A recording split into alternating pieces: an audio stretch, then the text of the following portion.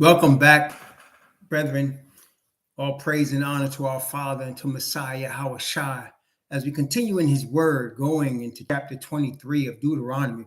And there's some other interesting things. It's very interesting what happens. Again, I always tell you, please read your Bible because there's a lot of things to learn and there's a lot of things to unlearn. And generally, there's just as many things to unlearn as there is to learn. And read the whole thing. Because again, if you just read part of it, you'll be confused and you will have false doctrines. You must, in order to have true doctrines, you must have 2 or 3 witnesses, right? And so you want to read the whole thing to get that, because otherwise, what we have learned, especially those of us that are of Judah and of the northern tribes that have come to the west and have learned the ways of the Eurocentric people of Japhet that have taught us their ways, and we've been raised in their ways. And it's so interesting how this book was translated into their King's English, because that's the language we were taught. We were taught Spanish, which is a children of Japhet original language.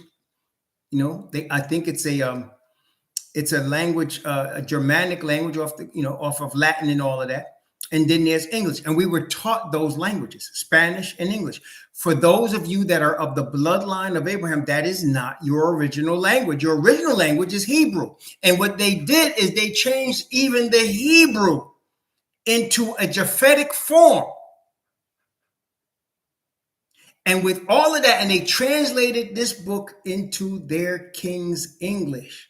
Now, I'm not saying that we should try to change it. Some people do. But what I'm saying, my point in making this, and don't forget the point, don't miss it, don't get it twisted, is that even in their English, the Most High showed us who he was. And even in their English, he showed us who they was. All you got to do is read it. That's the amazing thing. He used their own language and had them translate it to show us who he was and to show them who they was. That is amazing to me. See, that is amazing. So whether it's Spanish or English, and the thing is, the dominant languages now, if you want to go by the majority language spoken in the earth, is probably not English. It's probably something Asian, right? Because there's more people of Asian descent on the earth than any other people. Like he said, I would enlarge Japhet. And so, your Chinese, people of Asian descent, there's a lot more of them. And so, but in terms of power on the earth, in terms of having power to control the earth, to run the earth, the children of Japhet that are speaking English generally and Spanish dominate this planet. Okay. And with that, he gave us those languages and we learned their language. And he told us from their own language. He had their people translate this book from Hebrew into their own language to show us who we are. Now that's amazing. See, that's for all the people saying, well, that's a white man's book. No, it's not. How could it be a white man's book when most of the more important people in it are black? And this book shows you that. The book shows you that. How could it be a white man's book when the most important people in it, you're Abraham, you're Isaac, you're Jacob, you're a nation of Israel, are black? How could it be a white man's book? When the Messiah himself, the Lion of the tribe of Judah, was black. How could it be a white man's book? See, next time somebody tells you that what they're really showing you is not only are they ignorant, they're willfully ignorant because they haven't read the book. Because if they read it, they wouldn't say something so stupid. It was translated by Caucasians. And it tells us who we are, and it tells them who they are. Power of Father Yah. The power of Father Yah. Don't ever underestimate the power of your Father. Okay? Don't underestimate it. He's the one that can cause molecules to come back into people, to cause dust to be made into a person, brought back to dust and be brought back to a person just by speaking it. Come on now. Come on. So, yeah, it's an amazing thing, the word of the Most High. So as we're studying this word, there are things for us to learn, and there are things for us to unlearn. The Bible says that Asatan deceiveth the whole world, that the beast has the whole world worshiping the system of the beast and Asatan. And all of us are involved with that until we are awakened to Father Yah, to who we are, to obedience to his commandments, to obedience to his covenant. When we are awakened to those things, then we are being brought out of darkness into the marvelous light of Father, and he is light. Praise his name. So today in chapter 23, we got a little work to get started here, because I want to take us on a journey that will help us when we get to 23 understand what's going on there. For example, understanding what a bastard is. What does it mean to be a bastard? The word is used 3 times in the Bible, twice by the Apostle Paul. The word bastard. Actually, no, that's not true. It's used once by Amos, I believe. Once by Amos, once by Moses, once by the Apostle Paul. Bastard, yeah. It's used 3 times. And as far as I know, those are the 3 areas. It's a person that's used. Well, we'll go into that in a moment. Okay. Technically, if you look up the Hebrew on it, it will say a Jewish father and a heathen mother. That's a bastard. And technically that is true, and we'll understand why as we read through this. Okay. First, let's start. We were in this position, this place the other night in Matthew chapter 19. We were in Matthew chapter 19 the other night with the eunuch, and we need to understand the eunuch as we're going into chapter 23 so we can understand what's happening here. Okay. Very praise the Most High for his word is not only prophetic, which is the most important part of it. It's educational. Praise the Most High. And of course, in education, it gives us our own history and where we fit in the history of the planet and in the history of what the Most High has done and what he's planning to do. Praise the Most High. So let's look here in Matthew chapter 19 and begin at verse 11. We read this the other night when talking about marriage, right? So here in Matthew 19, beginning at verse 11, and let's read verse 11 and 12. Matthew chapter 19, verse 11 and 12. But he said unto them, all men cannot receive this saying, save they to whom it is given. For there are some eunuchs which were born so from their mother's womb. And there are some eunuchs which were made eunuchs of men. And there be eunuchs which make themselves eunuchs for the kingdom of heaven's sake. He that is able to receive it, let him receive it. So let's talk about that. The 3 categories of eunuchs that the Messiah is mentioning here. There are eunuchs born so of their mother's womb. So there are men that are come forth from their mother's womb and not have a feeling, an attraction, a desire for the opposite sex. They just don't have it. It's not there. They get more excited about the same sex. Born so from their mother's womb. Okay, now we know those people exist. Born with that inclination from the womb. Okay, and women born with that inclination from the womb. No desire, no excitement, no natural force or desire for the opposite sex, but a whole bunch for the same sex. That is a natural inclination born from the womb. That's a eunuch from the mother's womb. Then there are some eunuchs which are made eunuchs of men. That is, men that have been captured in battle. This is very prominent among Muslims that in ancient times captured people in battle and made them become Muslims. They would castrate the men. That would mean they take away the men's gonads and the men have no desire to have sex. They lose their complete desire to have sex with a woman. Doesn't do anything anymore to them. They're made eunuchs of men.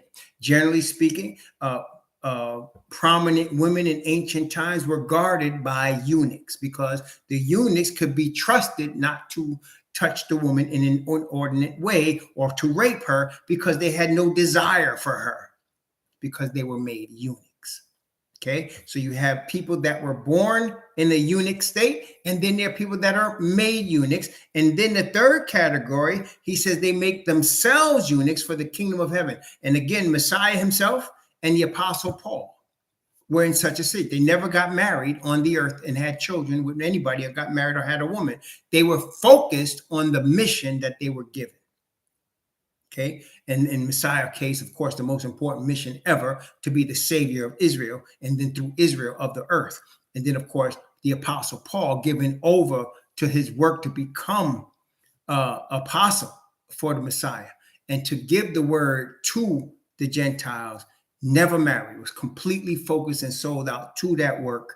And everything in his life, from the time he was born again and he met the Messiah on the road to Damascus until the day he was beheaded, all of that time was focused on it. He became a eunuch for the kingdom of heaven's sake, forsook the ability, or forsook his ability to make a choice to become a husband, forsook that to become a complete as apostle, given over to the work of spreading the message of Messiah.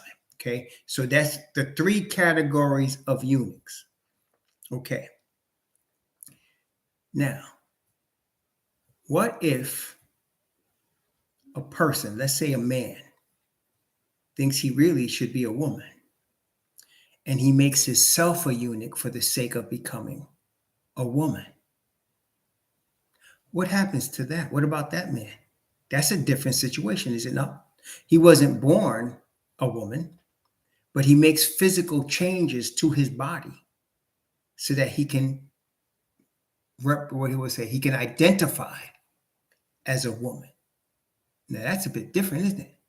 That's different from the guy that was forced to be a eunuch, or even the guy that was born a eunuch but wants to serve the Most High and not commit sodomy, or even the guy that makes himself a eunuch to focus on the work. That's a different thing, is it not? Yes, it is. Okay. But to the others that the Messiah just named here, let's take a look at Isaiah chapter 56. Isaiah 56.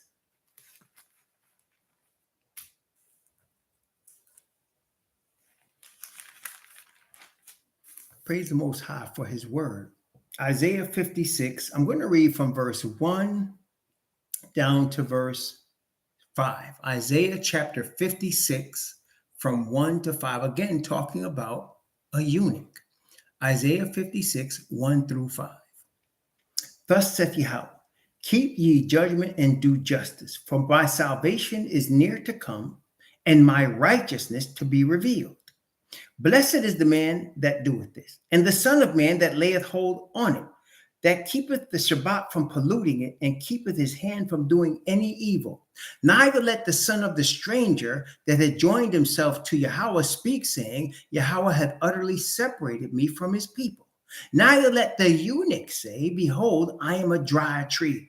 For thus saith Yahweh unto the eunuchs that keep my Sabbath, and choose the things that please me, and take hold of my covenant. Even unto them will I give in my house and within my walls a place in a name better than of sons and of daughters, and I will give them an everlasting name that shall not be cut off. Now, what's an example of these two things? Number one is the Ethiopian eunuch that Philip talked to. He was an Ethiopian eunuch. And if you remember, he was the treasurer for the queen. Remember, a eunuch you use to guard very important women, because they're not going to touch the woman, and they can protect the women. So they were used to be bodyguards and to be treasurers, to be important people around women, because they weren't going to do anything to the women. They were eunuchs. So you remember, what book of the Bible was that eunuch that came to Jerusalem to worship? What book of the Bible was he reading when he came to Jerusalem to worship? Do you remember? What scroll was he reading when he came to Jerusalem, that eunuch that Philip was sent to? Philip was sent to say, go to that man and talk to him. And Philip, the Hebrew, went to this man who was a Hebrew, but it was a eunuch, and came to talk to Philip. What was the book that this eunuch was reading? He was reading Isaiah. What did we just read right here? Isaiah. You think that's coincidental? I suppose that, That man was reading Isaiah 53, but he was reading Isaiah. I suppose that this verse that we just read was very important to him because it's promising him, though he was a eunuch, he could never have children, he was going to be accepted of the Father, which tells us that he's in one of the three categories of eunuchs. Either he was born a eunuch, unlikely being that he was guarding the queen, or he was made a eunuch, probably, or he became a eunuch for the kingdom of heaven's sake. It was probably the second one if he's if he's with Candace, the queen in Ethiopia. So he was probably made a eunuch. And so he was wondering if he was cut off, if he was a dry tree, if it was over for him, if he could not be accepted in the congregation. And this promise says, no, you can be accepted in the congregation because either you were born this way, and we don't hold that against you if you want to serve Yahweh. See, he joined himself. He says, first at the eunuchs that keep my Sabbath and choose the things that please me and take hold of my covenant. So this is a eunuch that might have been made a eunuch, and he was taking hold of the covenant, choosing Yah, right? And then what about the stranger? That is Cornelius, the man of the Italian band that Peter or Kepha was sent to. He said, verse 3, neither let the son of the stranger have joined himself to Yahweh. Cornelius wanted to serve Yahweh, but he was not bloodline. But he wanted to serve the God of the Hebrews. So the Father, in his mercy, sends an angel to Cornelius. And he tells Cornelius, go get this Hebrew Israelite, Kepha, and he's going to teach you what you need to know. And here comes Kepha. After he had the dream of 3 times the sheet of unclean animals coming down and he being called to rise and kill it and eat it. And he said, no, I don't eat anything unclean. What the Father told me not to eat. And he said, what I have cleansed, don't call common. Now, of course, the heathen that are just New Testament Christians, they think that that means you're supposed to eat anything. But the Bible says, and in fact, let's look at it in Acts chapter 10. Acts chapter 10.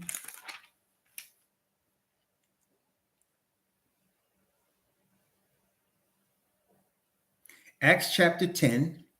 I'm going to begin at verse 14. I'm going to begin at verse, let's see. I'm going to begin at verse 10. Begin at verse 10 and go down to verse 17. He became very hungry and would have eaten, but while they made ready, he fell into a trance and saw heaven opened and a certain vessel descending unto him, as it had been a great sheet knit at the 4 corners and let down to the earth, wherein were all manner of 4-footed beasts of the earth and wild beasts and creeping things and fowl of the air. And there came a voice to him saying, rise, Peter, rise, Kepha, kill and eat. And Kepha said, not so, master, for I have never eaten anything that is common or unclean. And the voice spake unto him again the second time, what Yah hath cleansed, that call not thou common. This was done thrice. And the vessel was received up again into heaven. Now, while Kepha doubted in himself what this vision which he had seen should mean. Why does he doubt in himself? Because he know very well, and you and I know very well, that when you read the Bible from Genesis to Revelation, you will understand that there are things that you're not supposed to eat as a Hebrew. So he knew he wasn't being commanded to just eat anything. But of course, the heathen will run away with this verse and say, all foods are now clean. I actually saw that in the margin of a New King James version, New King James. By doing this, Jesus made all foods clean. See? Leave it to the heathen to pervert the word of the Most High. So Bible says here, Peter doubted himself what this vision should mean. And behold, men which were sent from Cornelius have made inquiry for Shimon's house and stood before the gate. And then he later said, Yah have showed me that I should not call any man common or unclean. That was a major thing there. To not call any man common or unclean. That's right. That's a Christian philosophy. That's exactly right. It's not a Bible philosophy. It's a Christian philosophy. And they used that one verse along with the other one where he says, what comes into a man doesn't make him clean, but what comes out of him. Oh, yeah, that means all foods are clean now. Okay. No. Bible, but when you read the whole Bible in this context, you understand that's not what it means. And that's what Kaffa understood. That's not what it means. It means people. So Cornelius was a stranger that was seeking to serve Yahweh. And he went, Yahweh, that is, sent an angel to Cornelius to tell him to go get the Hebrew, and the Hebrew is going to tell you what you need to do. Why? Because that's what we call earlier the natural order. He has a chosen people for a reason. One of the reasons he has a chosen people is he intends for the earth to know about himself through his chosen. Whenever the earth or the nations or the Gentiles seek to try to know about the Father and exclude his chosen ones from teaching them, they will come up with Christianity. Christianity is a religion. There is no mention of a religion of Christianity in the entire Bible. You know why? Because Messiah did not come to the earth to create a religion. He came to the earth to serve his Father. And this is the God of Abraham, Isaac, and Jacob.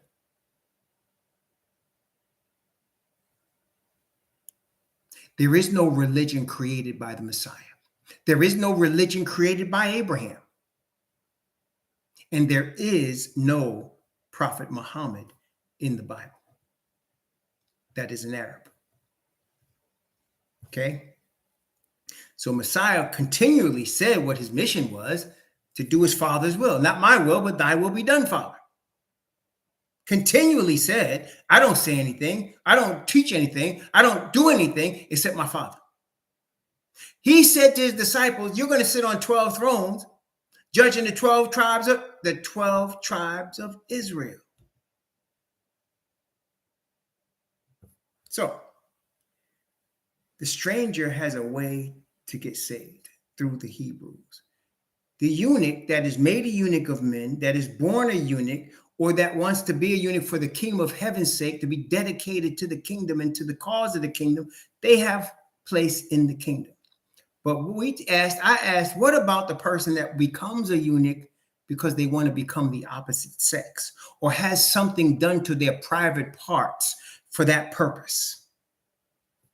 That's a different thing. Before we go there, let's go back to something we read already. Deuteronomy chapter 7, which we passed by already. Deuteronomy chapter 7. Deuteronomy chapter 7, beginning at verse 1. Deuteronomy chapter 7, beginning at verse 1, going down to verse 6. But really the focus is verse 3. Deuteronomy chapter 7 from 1 to 6, but the focus is verse 3. So pay attention to verse 3 because it's going to come in handy as we're looking at chapter 23 today. When Yahweh thy Most High shall bring thee into the land whither thou goest to possess it, and hath cast out many nations before thee, the Hittites and the Girgashites and the Amorites and the Canaanites and the Perizzites and the Hivites and the Jebusites, 7 nations greater and mightier than thou. And when Yahweh thy Most High shall deliver them before thee, thou shalt smite them and utterly destroy them. Thou shalt make no covenant with them, nor show mercy unto them. Neither shalt thou make marriages with them. Thy daughter thou shalt not give unto his son, nor his daughter thou shalt take unto thy son. Why? Verse 4. For they will turn away thy son from following me, that they may serve other gods. So will the anger of Yahweh be kindled against you and destroy thee suddenly. Thus shall ye deal with them. Ye shall destroy their altars and break down their images and cut down their groves and burn their graven images with fire. For thou art an holy people unto Yahweh thy Most High. Yahweh thy Most High hath chosen thee to be a special people unto himself above all people that are upon the face of the earth. Now, this is extremely important for what we're reading today. So what we just said, he chose the Israelite nation, the bloodline, to be his special people, and therefore to be the people that tells the earth about himself. He said, I don't want you marrying women. And remember now what marriage is, even among the heathen then. I don't want you giving your son to their daughters. And what does that mean? That means you don't make an agreement with a heathen worshiping family. A family that's worshiping another God, especially that come from these 7 nations. You don't make agreements with them to bring your son and their daughter together, because then you're going to be worshiping another God like they do. And that's the point. That's the point.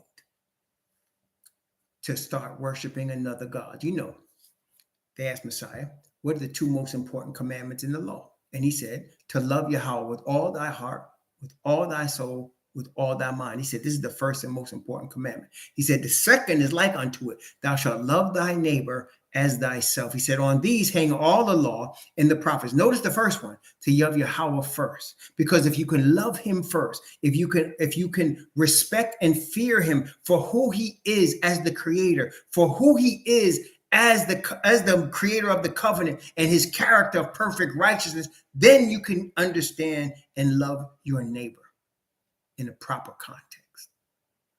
They go together.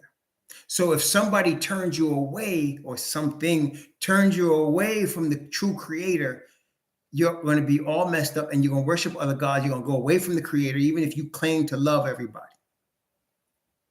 You're going to be confused, which is Babylon. Okay. Now, Deuteronomy chapter 23. Deuteronomy chapter 23. Beginning at verse 1. He that is wounded in the stones, or hath his privy member cut off, shall not enter into the congregation of Yahweh. Now, we can exclude people who had this done to them for the reasons that Messiah mentioned. Does that make sense? So in other words, a person born like that, or a person that was captured and made like that, or a person that's dedicated to the covenant of Yah, so they don't want a wife, he just dedicated to the covenant. You can exclude them. So what does that leave us? People that have it done to themselves, have their privy members cut off, so that they can become what they think they should be, so that they can identify, is the word they use today, as an opposite sex. The person that wants to identify as the opposite sex cannot come into the congregation of Yahweh. Does that make sense, brethren? Is that clear? Do y'all understand that? So if you want to identify as a queer, or you're a man, you want to identify as a woman, and you're a woman, you want to identify as a man, you cannot come into the congregation of Yahweh.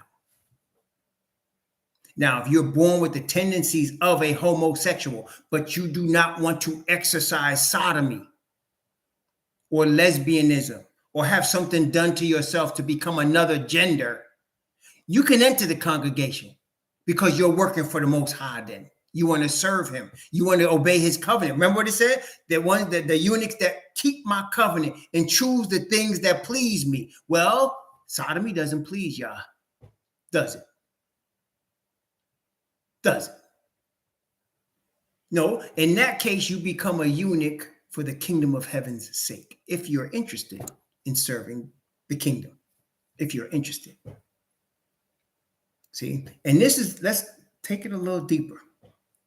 I think we can all agree, if we believe the Bible, if we believe what it says, Father made man and woman, and he made the woman for the man, for them to become one flesh. I think we can agree that if we're going to follow the Bible, right? I think as we understand that from the creation, in the 6th day, he made man and woman, and he put them together to become one flesh, to become humankind or mankind. He did not make man with man to become mankind, or woman with woman to become mankind. Therefore, if you are logically speaking, if you are born and you do not have the natural inclination to be what the created thing was made to be, that means you have a sexual inclination that's different, that is off the natural order. Can we then follow and say, if you have this inclination that's against the natural order of the Father, then that way, he said, the Messiah say, let him that is able to receive it, receive it. Does that make sense? In other words, you can live by yourself because you're made that way. That makes sense, brother?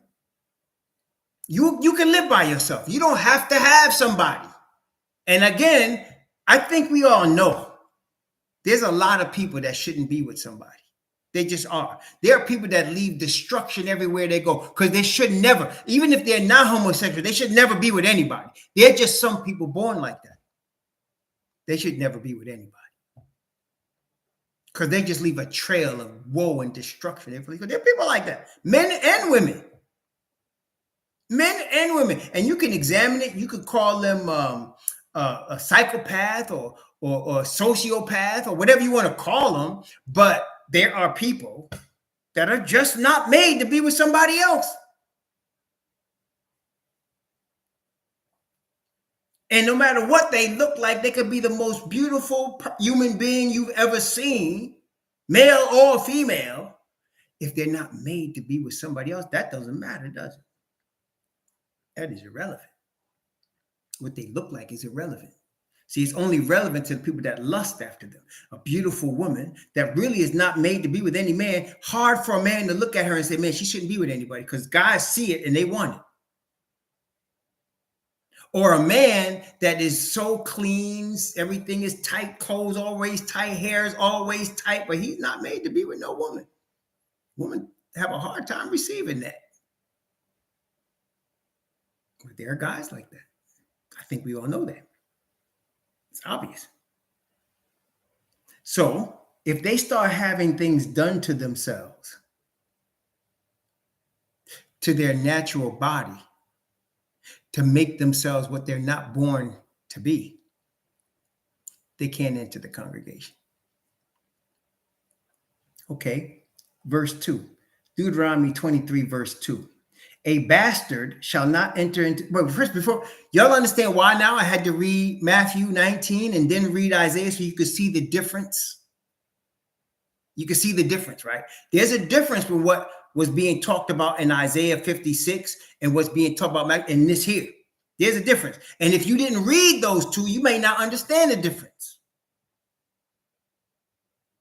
Okay? But now you've seen all of that, and now you understand. These people that Moses talking about, apparently sex change operations was going on long before the LGBTQ rainbow came into existence. Apparently. Deuteronomy 23, verse 2. A bastard shall not enter into the congregation of Yahweh, even to his 10th generation. He shall not enter the congregation. Now, the key thing here is what is a bastard. According to the Hebrew of this word, a bastard is a Hebrew man that has a child, that is born of a Hebrew man and a heathen woman, or vice versa. That is a bastard. Why? Because what were we just commanded in Deuteronomy chapter 7? Don't make marriages with them, because they will cause you to serve their gods. That is the problem. It's not about race as much as it's about who you worshiping. So he said there, don't make marriages with them. And the reason he said it, he said, you're my chosen people, and these people will cause you to worship their gods. That's why I don't want you marrying them and having children with them, because they'll cause your children to be what? Confused. What is confusion? Babylon. So he said, such children that are confused, that don't even know what they're worshiping, even if one of their parents is a Hebrew, they can't come into the congregation because they're worshiping another God. Now, that brings us to a young named Timothy. Remember Timothy? Acts chapter 16. Acts chapter 16. Now you'll understand why Paul had to do what he did with Timothy. Acts chapter 16. Acts 16, beginning at verse 1 and going down to verse 4. Then came he to Derbe and Lystra, and behold, a certain disciple was there named Timotheus, the son of a certain woman which was a Jewish. So she was a Hebrew and believed. But his father was a Greek, a heathen, an uncircumcised, his father, which was well reported of by the brethren that were at Lystra and Iconium. Him would Paul have to go forth with him, and he took and circumcised him. This is after, by the way, chapter 15 of Acts, where it says that the Gentiles didn't need to be circumcised to be saved. This is after that. This is after that. Paul took this man whose father was a Gentile and his mother was a Hebrew and circumcised him. Why? Because he can enter into the congregation of Yahweh as a Hebrew. They just said, if you look at chapter 15, it's not necessary for the Gentiles to be circumcised. So he takes this young man that he would have to go with him in the work of the Hebrews spreading the gospel of the Lion of the tribe of Judah to the Gentiles. And he said, I need this one to be circumcised. Apparently it is. It's right here in the word. Look, let's keep reading. Let's take a look. Verse 3, him would Paul have to go forth with him and took and circumcised him because of the Jews which were in those quarters, for they knew all that his father was a Greek. And as they went through the cities, they delivered them the decrees for to keep that which were ordained of the apostles and the elders which are at Jerusalem. So that he would no longer be a bastard. So that he would no longer be a bastard. No, Paul wasn't mixed. Paul plainly said, see, that's why we have to read the word, Brother Joe. Paul plainly said he was an Israelite of the tribe of Benjamin. He said that plainly in the word. Plainly. I mean, straight, just like I just told you. An Israelite of the tribe of Benjamin. So no, he wasn't mixed. I don't know who told you that, but the word tells us. And then not only that, not only was he of the tribe of Benjamin, but a Greek man looked at him and said, are you the Egyptian that I heard about? And Paul said, no, I'm a Hebrew. So no, he wasn't mixed. Timothy was. And Timothy was now a full Hebrew. His mother was, but now they know. See, either you're a Hebrew or you're not.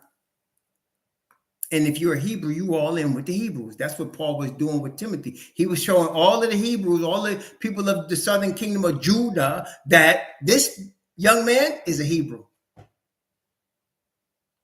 This young man here that's with me, he's not a heathen. I know you know his father was Greek, but his mother was a Hebrew and he got circumcised. He's a Hebrew. Okay?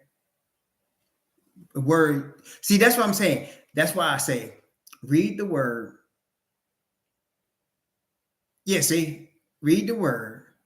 And when you read the word will tell you. You don't have to fight with the word. You don't have to argue with the word.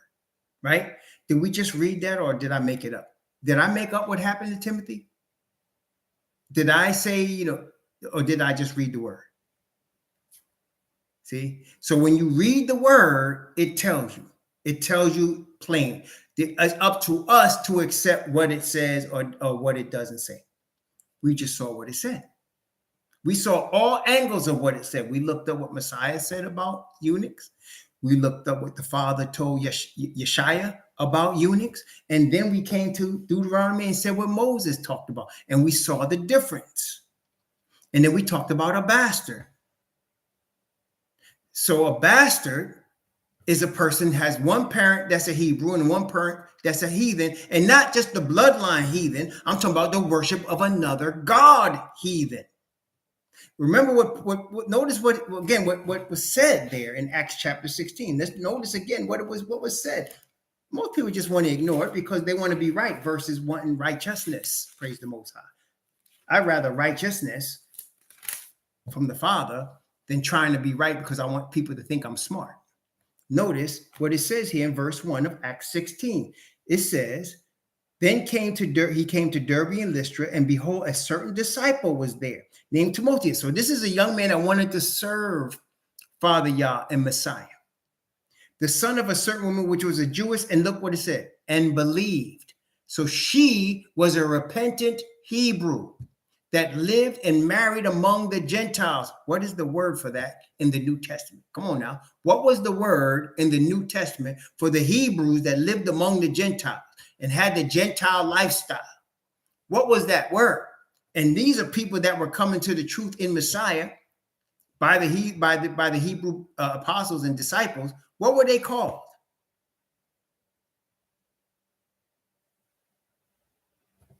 Acts chapter 6. Acts chapter 6, what were they called? Verse 1. In those days, when the number of disciples was multiplied, there arose a murmuring of the Grecians. Grecians. Hellenistic, that's right. Hellenistic, Grecians, same word. Grecian, when you look up the word Grecians, you're going to see it says Hellenist, right? So you had Hellenists. Now, what's a Hellenist? That's a Hebrew bloodline that's among the Gentiles and starts living like the Gentiles, like most of us in America.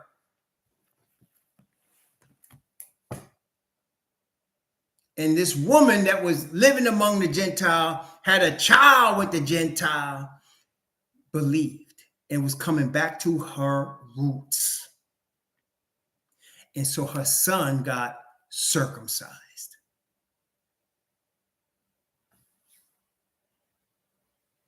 Y'all understand? Because when you're looking at Acts chapter 6, they weren't giving the word to Gentiles at that time. They weren't giving the word to Gentiles until chapter 10, when Peter was called to Cornelius' house. Prior to that, they weren't giving the word to no Gentiles.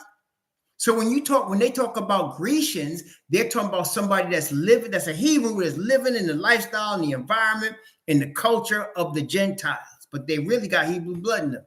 Then that's, brethren, this is all that matters. Do they have Hebrew blood in them? That's what they wanted to know at that time. Do you have Hebrew blood?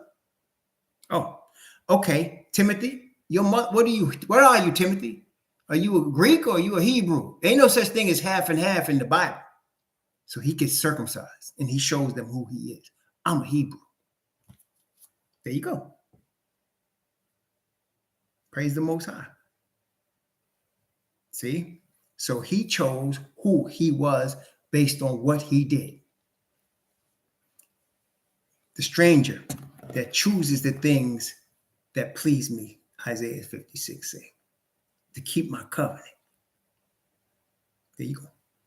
There you go. See? Again, people will out here teach you all kinds of things, which is why I always tell you, take this book and read it for yourself. Don't listen to nobody. Go read the book.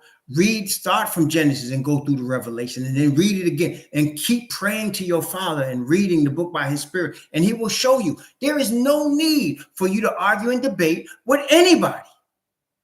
There really isn't. And for what purpose would be the argument or the debate? For what purpose? What? To win you to a camp? Really? Is your salvation based on your membership in a camp? Is it? You know, I once heard when I was in the SDA church, I heard a preacher I respected at the time.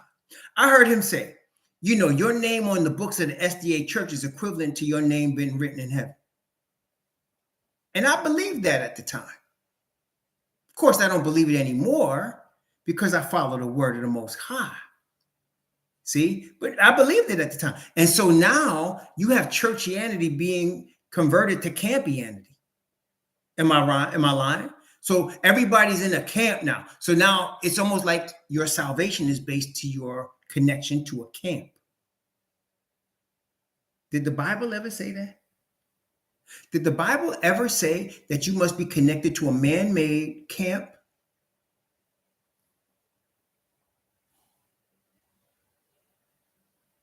And do all these different versions of camp based on letters or whatever? Our salvation is based on our connection to the Father and to his word by faith. Always has been, always will be. Our connection to Israel is based on what Timothy did, who we choosing, and what our bloodline is. If you're a Gentile, you're a Gentile. I ain't got to explain that to you. Somebody said, well, I got to look back. I got people looking up their bloodline and doing DNA tests. No. How were you raised? Where you at? Where you at? Are you a Gentile or not? You can see. You want to be a Hebrew? Take your stand. Timothy did. Take your stand. And then you'll know. Okay? Take your stand. You know who the true Hebrews are. Take your stand. What did Elijah say? Choose you this day. Isn't that what Moses said? Choose who you going to serve. Take your stand. Now you know who the true Hebrews are. Take your stand. See, there's some people that the bloodline been so diluted, right, that they can't tell who they are, what they are. This Babylonian system did it. But then there are others where there's no doubt. There's no doubt. Okay? There's no doubt.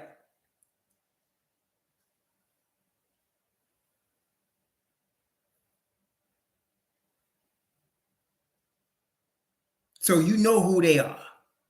Take your stand. Declare who you are. Take your stand. You don't need a bloodline. You don't need to go measure your bloodline to do that. Take your stand.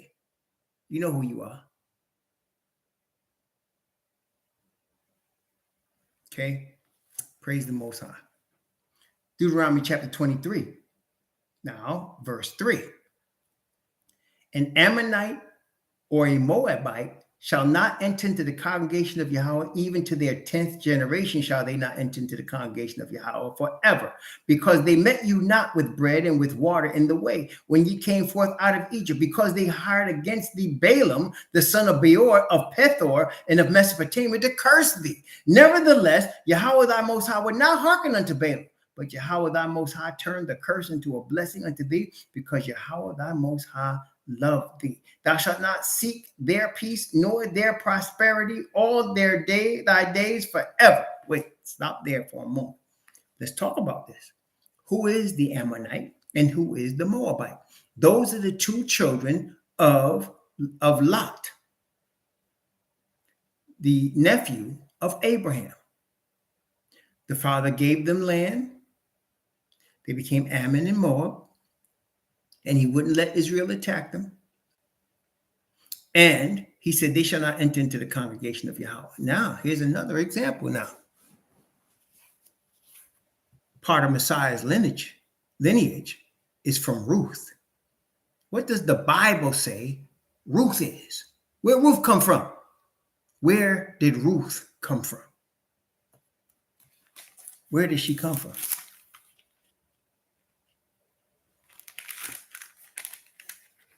Let's take, what does the Bible say?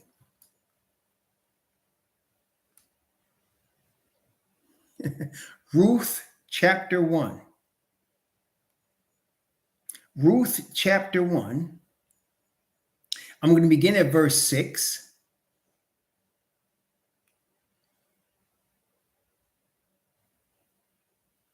And read verse 6 and 7. Then she arose with her daughters-in-law that she might return from the country of Moab, for she had heard in the country of Moab how that Yahweh had visited his people in giving them bread. Wherefore she went forth out of the place where she was, and her two daughters-in-law with her, and they went on the way to return to the land of Judah. So they were in Moab, and they were going to return to Judah. Okay? And verse 4. And they took them wives of the women of Moab. The name of the one was Orpah, and the name of the other was Ruth. And they dwelt there about 10 years. So they took wives of the Moabites, the two Israelite men from Judah. And they died, and the Moabite women had no children. But then later on, the Moabite Ruth married Boaz of Judah. And what happened? Chapter 4 of Ruth. Ruth chapter 4. Beginning at verse 10. Wait, I'm going to start at verse 9. Ruth chapter 4, beginning at verse 9.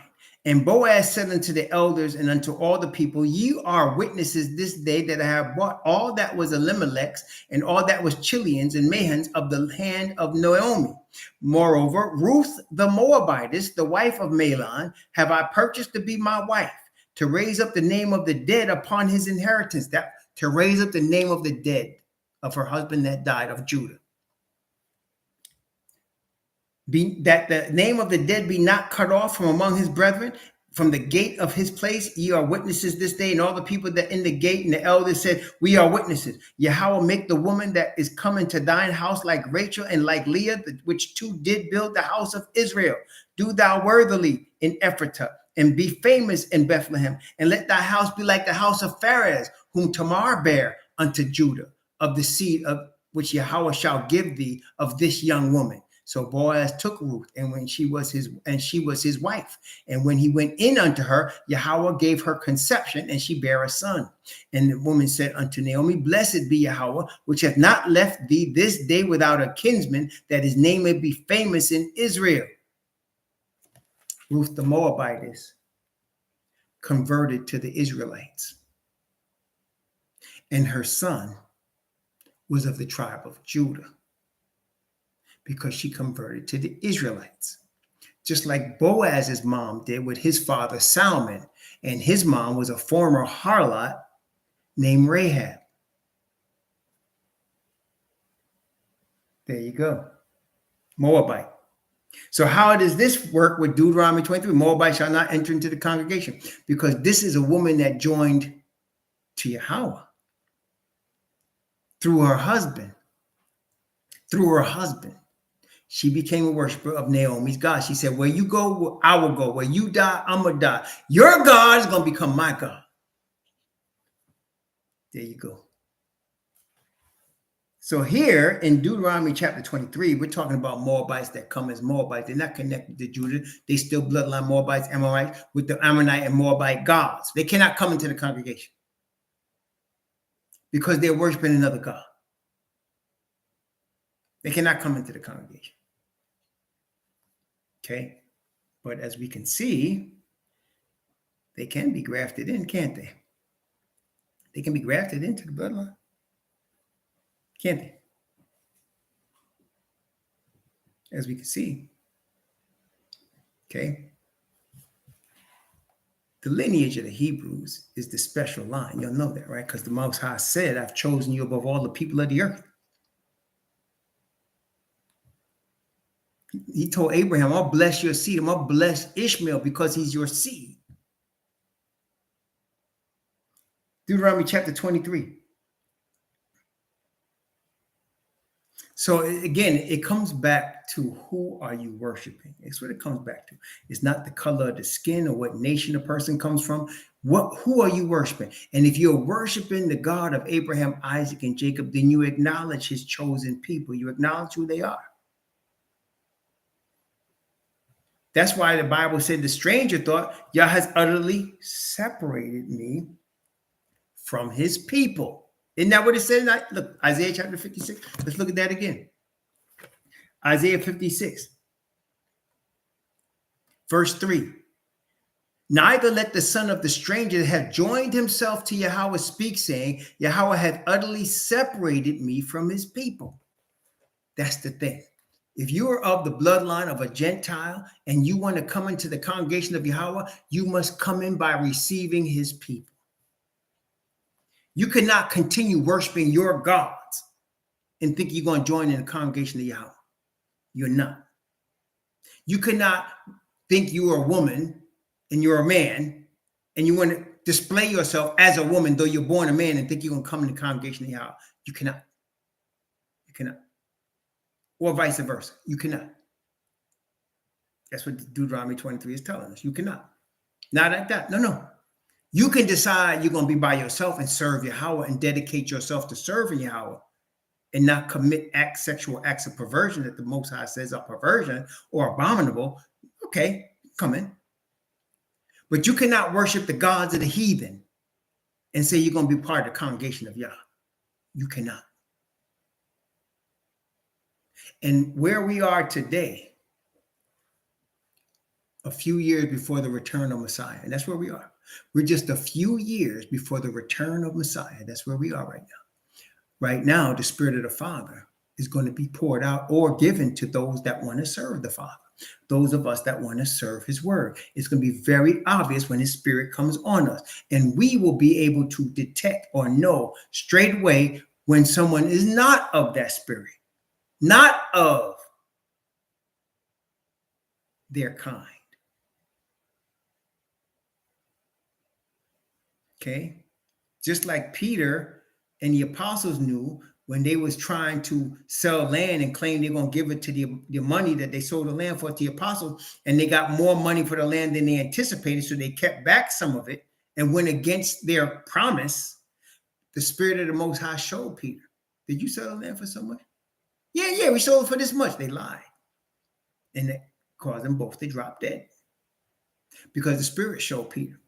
The same Spirit that Messiah looked upon Judas and knew who he was in the beginning. When all the other disciples didn't know who he was. The Messiah knew who he was. Knew he was the traitor. Knew he was the devil. Okay, right off the bat. He said, did I chose you 12 and one of you is a devil? They didn't know what he was talking about. But he knew who he was talking about. Because he saw it when the man walked up to him that day. Brethren, as we receive Father's Spirit of perfect righteousness, the reason we receive it is because our goal, our only goal, is the glory of Father Yah. It's not to establish a camp or a church or a name for ourselves or to get rich. It's not for any of that. His only goal is for the Father's glory, whatever he requires for his glory. And we want obedience to him because that's the best way. He said is you love him, obey him. So we're seeking to obey the Father. And with that Spirit, he will show us anything that's outside of that very goal. He'll show us. He'll reveal it to us 100% of the time. That makes this movement different than anything else that has happened on the planet regarding the Hebrews. It's different from what happened with Marcus Garvey. It's different from Elijah Muhammad. It's different from Fred Hampton. It's different from Martin Luther King. It's different from Malcolm X. It's different from all of those because this is purely, strictly the glory of the Father by the power of his Spirit and awakening according to his word to who we really are. Okay? Yeah, and he's going to always 100% of the time show us. That's right. Greed kills the Spirit. That's right. Or separates the Spirit from us. Greed separates us from the Father's Spirit. That's the better way to put it. Greed does. It separates us from the Father's Spirit. And when it does, those that are in the light will recognize those that are not in the light. And just like Messiah, we wouldn't get all excited about it and yelling at everybody, this person is a Judas. You don't need to do that. It will be revealed, especially now, just a few years before the return of the Messiah, just a few years before the kingdom is going to be set up. And now the forerunners are being brought forth. The 144,000, they're being brought forth and prepared as the forerunners. And that is why the witnesses are represented of the 144,000, Moses and Elijah. Moses taught the people. Elijah proclaimed the message.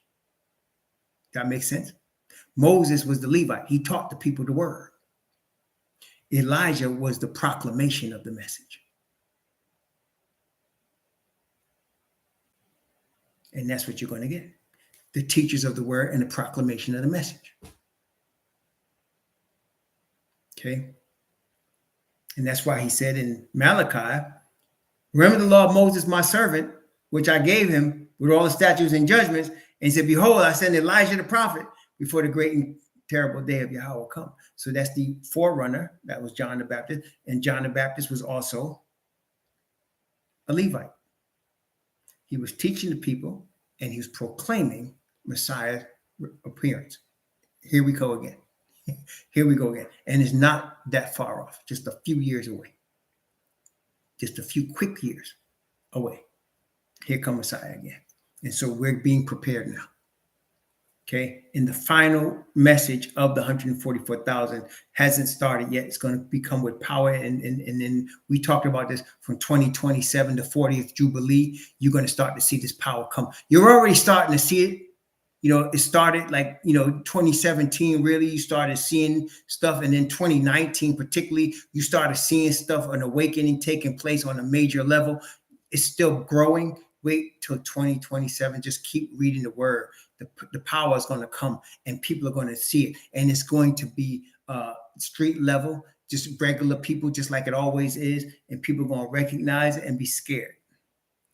And the fear of the heathen is going to be, that's what's going to cause them to react and bring forth what eventually becomes the mark of the beast.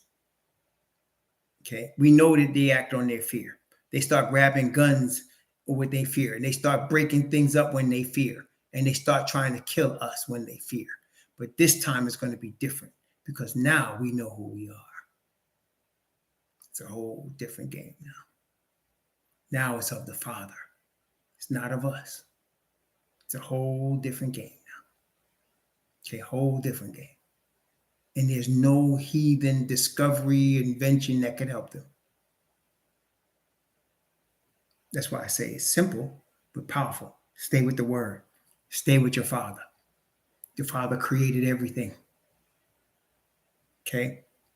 That's right. So, Deuteronomy chapter 23.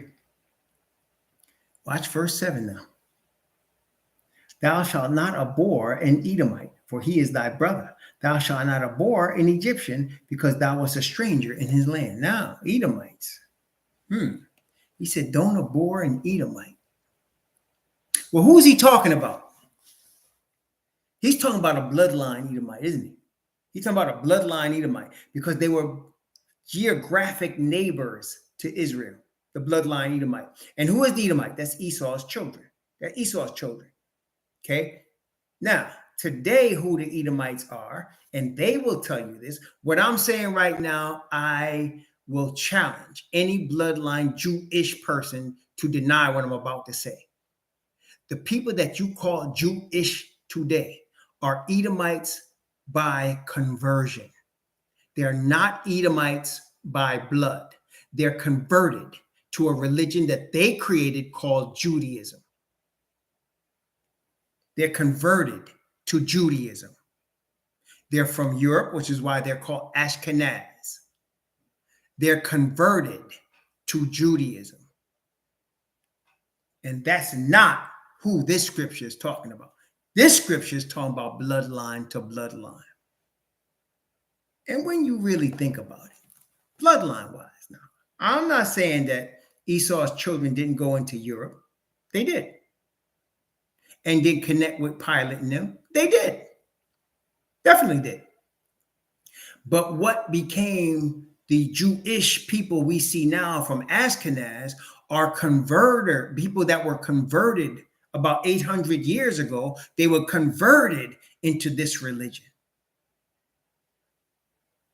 And they took the religion, part of what the Bible has as the books of Moses, and they combined it with their own traditions and practices to create things like Yiddish.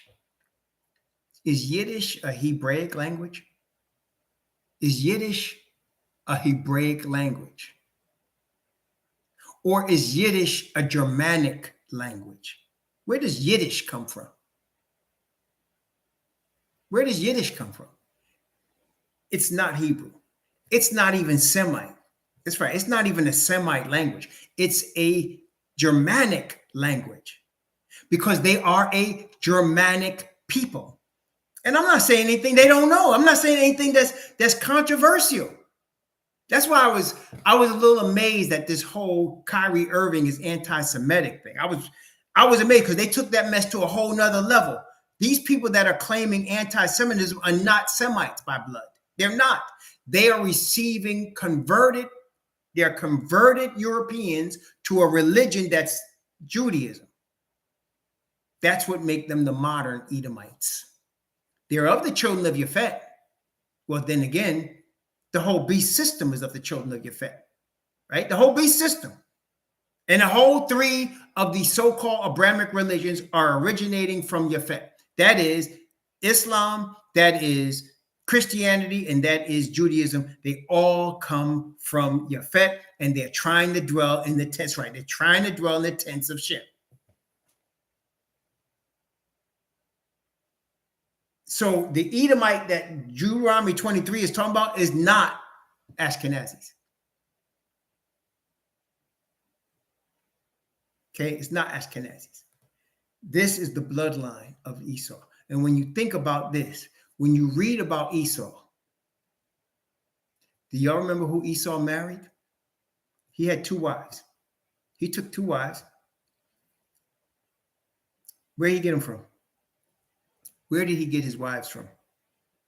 Talk to me now. Where did Esau get his wives from? Where did he get his wives from?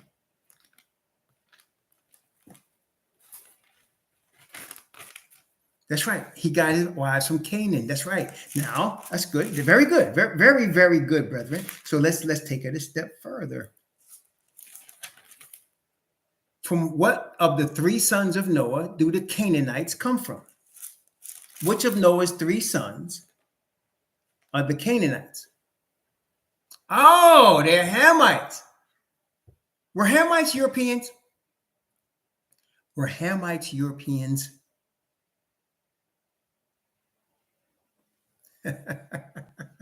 So he married some Hamites. Wait a minute.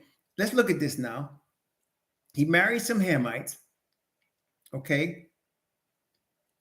Let's see. Let's go to Genesis chapter 27. Genesis chapter 27.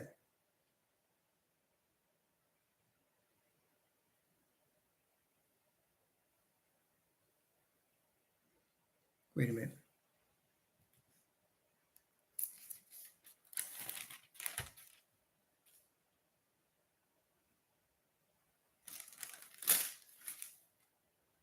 Okay, yeah.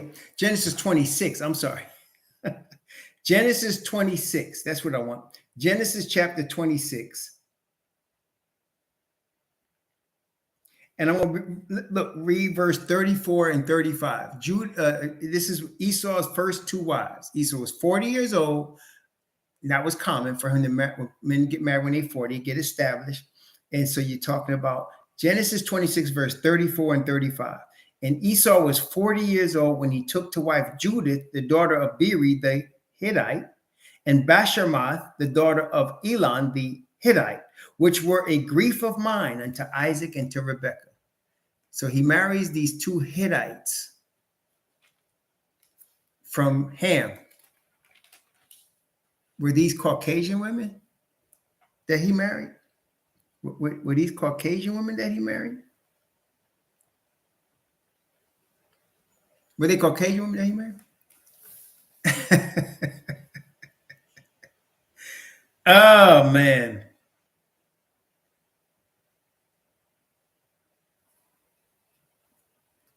Let's go to chapter 28.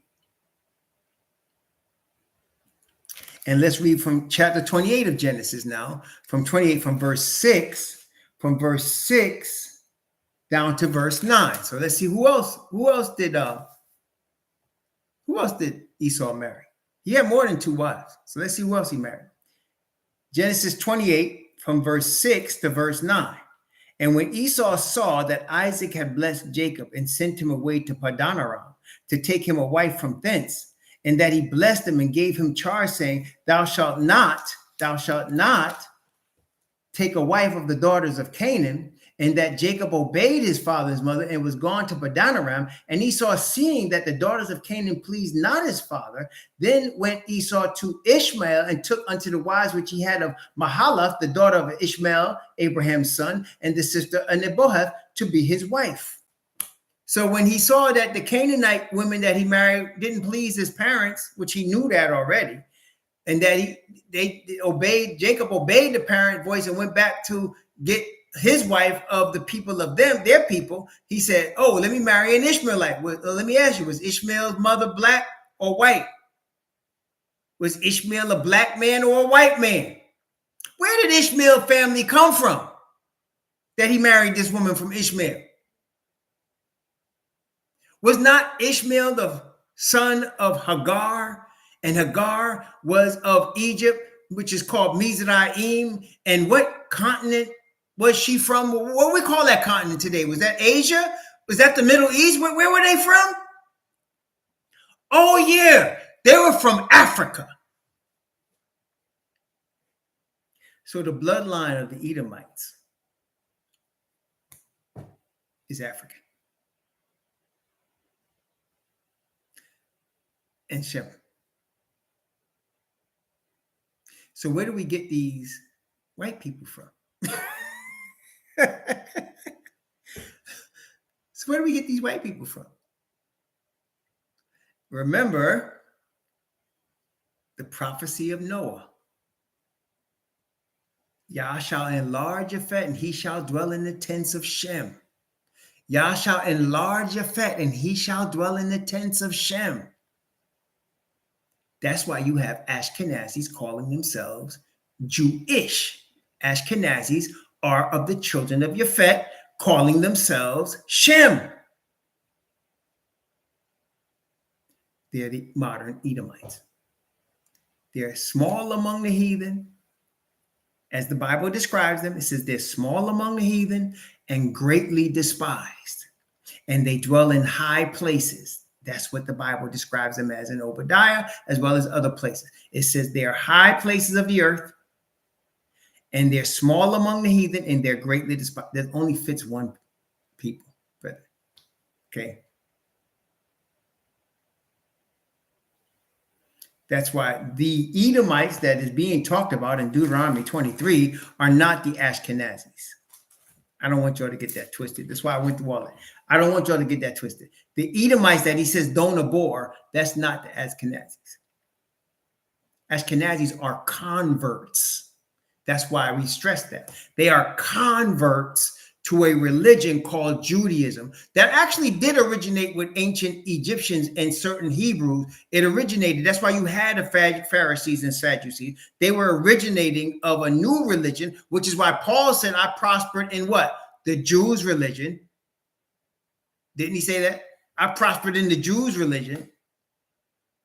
But then he said, Father which separated me from my father, from my mother's womb, and called me into his grace. He's talking about now going back to his original roots. See? In the Jews' religion. So, brethren, and who was it that was telling the heathen they needed to be baptized? I mean, they need to be circumcised to be saved. It was the Pharisees. And the apostles were like, no, these people are heathen. That's what they were born.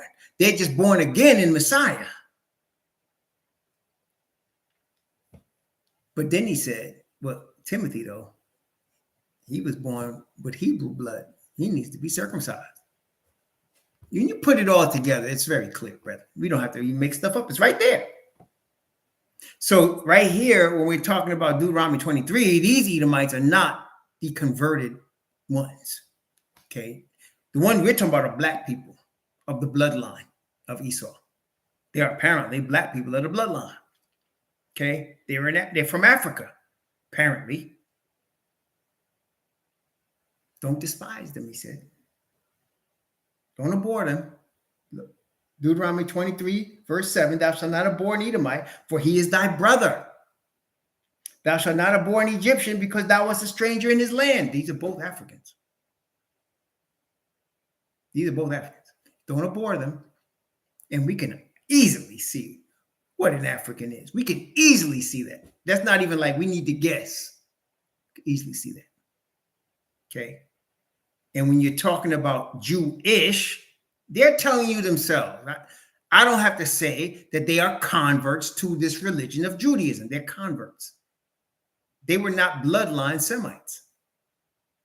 They're not. And there's a lot of, and praise the Most High, there is a lot of bloodline Ashkenazis that will tell you the same thing. Matter of fact, I read it from some of their people. They were converts. They're not bloodline.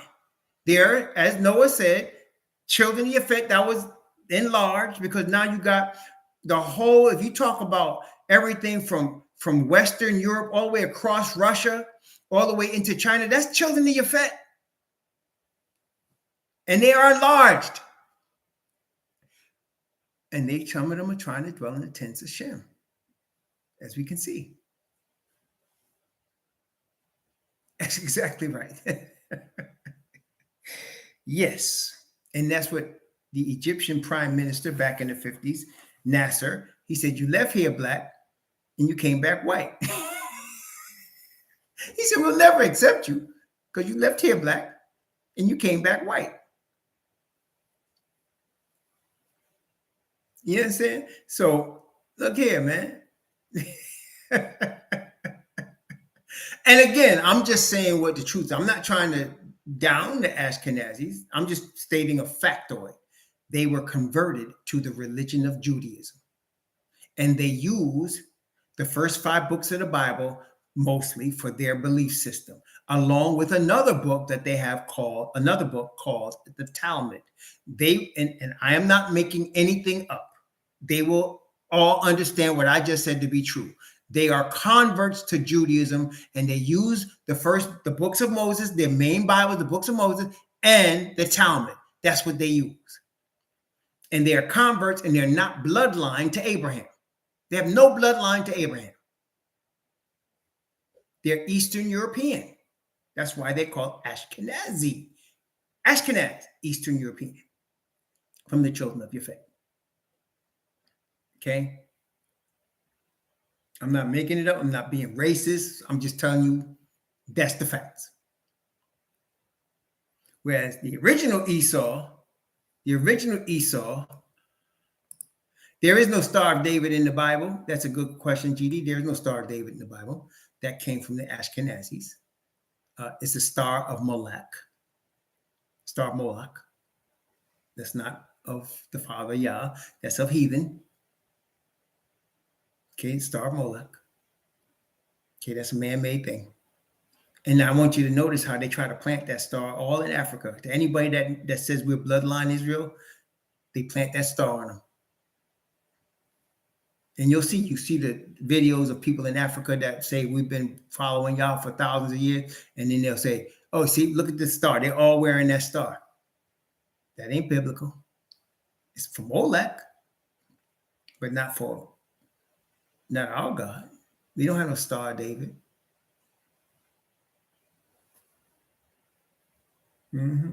Like I said, man, it's not hard. Just read this. And there'll be people trying, and they still are, they're trying to tell you, well, look at these other books aside from the Bible. Look at these other books. And I'm telling you, don't do it. Just Genesis to Revelation, you'll get everything. Everything we have talked about in every Bible study. Everybody could bear witness that list come from Genesis to Revelation. I don't need no other book. See that? No, I don't need no other book. Read this one. Okay? Somebody said, well, how could you criticize Apocrypha? You never read it. I said, you know what? You're right. So I read it. And I still say you don't need it. It'll confuse you. You don't need it. There's some truths in it, but shoot. There's some truths in the tree of knowledge of good and evil. Isn't there? There's some truths in the Catholic Church. There's some truths in the SDA Church. There's some truths in Islam. There's some truths in Judaism. But do we need to worship that? Do we need to study it to know what Father Yah wants from us or expects from us? No. We need to stay pure to the tree of life. The prophetic utterance of this one. Praise the Most High. Okay. All 66. 66 of them. Some of them small, some one-pagers, some of them longer. We're all 66. And the 40 Hebrew Israelite witnesses. 40 Hebrew Israelite witnesses. That's what you have there. 40 Hebrew Israelite witnesses. Praise the Most High. Joe Curry, go back and on this video, even in what we talked about. Yeah. No, Apocrypha is not inspired by the Most High Spirit. That's what I'm saying. Yeah, the Apocrypha is not inspired by the Most High Spirit. It was added by the Anglican Church. Let me say that again. The Apocrypha was added into the King James Bible by the Anglican Church. It was not original of the word of the apostles. It was not original, what they call it, Bible canon. It was not original Bible canon. It was added. And that's why, and if you look up an original King James Bible, of course, you're going to see the language is completely different. But when you look up, it'll say Bible, and then it'll have in the middle Apocrypha. It won't say Bible. It'll say Apocrypha. Bible, Old Testament, Bible, New Testament. In the middle, it'll say Apocrypha because it's not of the original works. And when you read it, you'll see that. And I read it. I wasted time. I had to read it so that I could bear witness. So I did read it. Okay, I took one part of my year, and it took me an extra 6 months to actually finish my normal Bible reading that year, because I was also reading Apocrypha. So I did my normal Bible reading, and I read it with Apocrypha, and I read it through, and I compared it. And my wife and I both, and I was like, okay, we both agreed this is not inspired. There's some historical context in there, but that's not prophetic utterance. It's not prophetic utterance. Okay, there is some historical context, particularly the Maccabees and the Ezra. There's historical context in there on that, but don't let that fool you into thinking it's prophetic utterance. It's not. Okay, it's not. It's a different spirit. See, so yeah. But anyway, yeah, that Genesis to Revelation. Read that. Read it again and again and again. Genesis to Revelation. Read that. And you'll get much more clarity. Genesis to Revelation. 40 witnesses, 66 books. Read that. You'll get clarity. Okay? You'll get much more clarity, as you can see from our Bible studies here. Okay? We didn't need to go into any other books to get everything we got here. Okay? You need to go into any other books. That's it. So we stop here at verse 7. Deuteronomy 22, verse 7. We're going to continue in Deuteronomy 23 later, and it's going to actually, in chapter 24, it's going to go more into the marriage situation, which is, again, is very important in every society. The marriage connection and the family connection, the basis of the nation is in the family, and the basis of the family is in the marriage. And so it's very, very important. Okay. Thank you. Yes, please continue to pray for Tab. It's a battle. Just to give you an update. So he's in stage 4 cancer. And he's had stage 4 cancer for 3 years. He was diagnosed with stage 4 3 years ago. Now, if if you've had relatives that have had cancer, once they get stage 4 cancer, they send them to hospice, because usually they're just ready to die within months, usually. This young man's been in stage 4 for 3 years. He has not been able to go to the bathroom because it's rectal cancer. Well, after we started praying, for the first time in years, he urinated out of the regular place, and he had a bowel movement. That was a miracle, because it hadn't happened because of the cancer.